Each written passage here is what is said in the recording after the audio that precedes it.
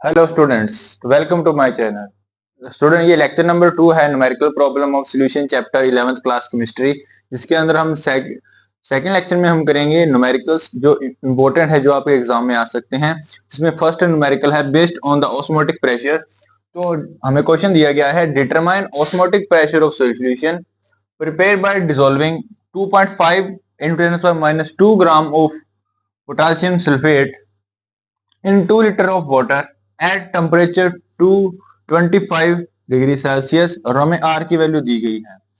तो पहले मैं ऑस्मोटिक प्रेशर का फॉर्मूला लिखता हूं, क्या होता है, pi is equal to C R T, where C हमारे पास क्या है, कंसंट्रेशन टर्म, जिसे हम मोलैरिटी कहते हैं। तो अभी ये pi is equal to C R T हमारे पास फॉर्मूला है। अगर हम इसे वांट ऑफ फैक्टर अप्लाई करें, क्योंकि आपको पता है जो ये K2SO4 है एक आयनिक कंपाउंड है, मींस ये आयन में कन्वर्ट हो सकता है। इधर वांट ऑफ फैक्टर लगेगा, एब्नॉर्मल मोलर मास होगा, तो इधर मैं इसे I से मल्टीप्लाई कर देता हूँ। ये मेरे पास हो गया total osmotic pressure of solution होगा। अब ऑस्मोटिक प्रेशर की इधर से इसको मैं कंसंट्रेशन को एक्सपेंड करता हूँ, मोलैरिटी को हम ऐसे लिखते हैं, given weight of solute divide by molecular weight into हमारे पास 1000 आता है, उसको हम इधर लिख लेंगे, divided by volume of solution in litre. अगर लीटर में लेते हैं तो 1000 नहीं है, अगर ml में लेते हैं, इधर ml में है तो 1000 डिवाइड में आता है, जो मल्टीप्लाई में चला गया। ये हमारे पास ऑस्मोटिक प्रेशर निकालने का फॉर्मूला है। अभी हमारे पास WB given weight of solute हमें गिवन है 2.5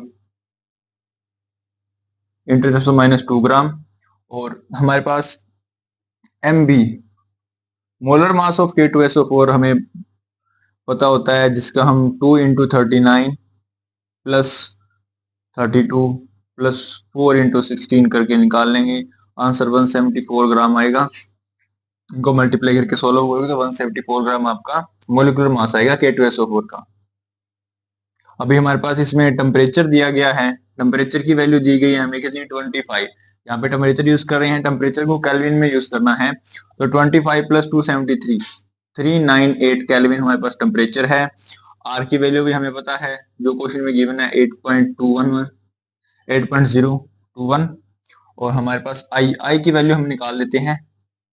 आई हमारे पास क्या होता है, total number of ions, total number of ions after dissociation और association divided by total number of ions before dissociation और एसोसिएशन। तो हम K2SO4 को पहले डिसोसिएट करते हैं, तो डिसोसिएट करने पे कुछ इस तरह से बनेगा, 2K positive plus SO4 2 negative. इसमें टोटल 3 आयंस बने हैं हमारे पास। मींस हम अगर I की वैल्यू निकालें, डिसोसिएट करने से पहले 1 मोल था, बिफोर डिसोसिएशन आफ्टर कितने हो गए, 3। मींस I की वैल्यू हमारे पास 3 है। इधर हम I की वैल्यू 3 पुट करेंगे, और बाकी जो भी वैल्यू हमें गिवन है, वॉल्यूम हमें 2 लीटर गिवन है, मींस 2000 ml गिवन है। ये सभी वैल्यू इसमें पुट कर देंगे हम।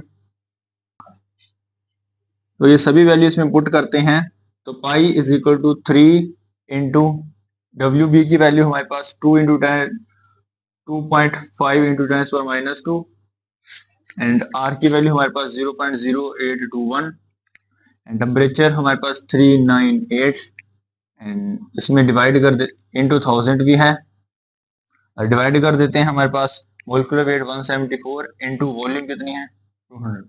ये इधर कैंसिल हो गया। बाकी इन सभी को हम सोल्व कर लेंगे 1 बाय 1 करके।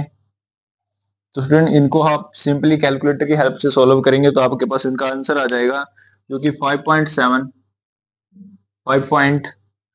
इंटू 10⁻³ ATM है। ये इसका आंसर है, 5.27 इंटू 10⁻³ ATM इस क्वेश्चन का आंसर आ रहा है। स्टूडेंट, इस क्वेश्चन में करना क्या है, पहले आपको सिंपली आई की वैल्यू निकालनी होगी, बाकी सारी वैल्यूज आपको गिवन है ऑलरेडी सॉल्यूशन में। तो आई की वैल्यू क्या होती है, जितने आयंस बनते हैं कोई भी इलेक्ट्रोलाइट के, divide after dissociation divide by the before dissociation, उससे हम आई की वैल्यू निकाल सकते हैं।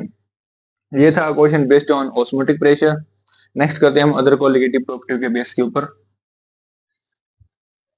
नेक्स्ट क्वेश्चन है हमारे पास, based on the depression and freezing point. तो इस क्वेश्चन में दिया क्या गया है, 3.9 gram of benzoic acid dissolve in 49 gram of benzene shows depression in freezing point. Depression in freezing point means delta TF की वैल्यू 1.62 गिवन है। Depression in freezing point हमें दे चुके हैं। Calculate want Hoff factor and predict the nature of solute. तो इसमें solution करते हैं। हमने पहले जो एक चीज लिख ली है, वांट ऑफ फैक्टर हम वो डिप्रेशन इन फ्रीजिंग पॉइंट हमें गिवन है 1.62। अभी और हमें WB given weight of solute भी गिवन है 3.9 ग्राम एंड वेट ऑफ हमें सॉल्वेंट भी गिवन है, वो है हमारे पास 49 ग्राम। और हमने कैलकुलेट करना है नेचर, मींस हमने आई की वैल्यू निकालनी है, वांट ऑफ फैक्टर की वैल्यू।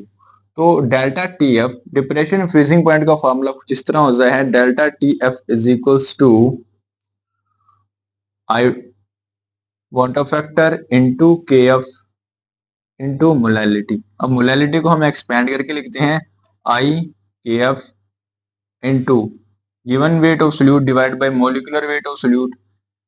अब अगर हमारे पास इधर आता है वेट ऑफ सॉल्वेंट, अभी वो ग्राम में गिवन है तो उसे हम डिवाइड करेंगे 1000 से, जो मल्टीप्लाई में चला जाएगा। इस फॉर्मूले में वैल्यू पुट करके हम आई की वैल्यू निकाल लेंगे।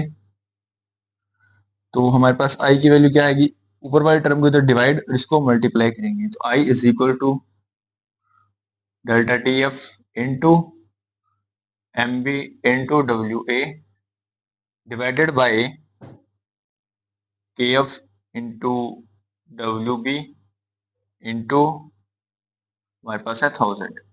इस फॉर्मूले में सारी जो वैल्यू हमें गिवन है उसे पुट कर देंगे। तो डेल्टा TF की वैल्यू 1.62 है और MB की value molecular weight of benzene, हम बात करते हैं molecular weight of benzoic acid. तो बेंजोइक एसिड का जो मॉलिक्यूलर वेट है वो हम कैलकुलेट करते हैं। तो बेंजोइक एसिड का फॉर्मूला किस तरह है, C6H5COOH। तो हमारे पास 12 इंटू 6 प्लस 5 प्लस 12 प्लस एक ऑक्सीजन का होता है 16, तो 32 प्लस 1।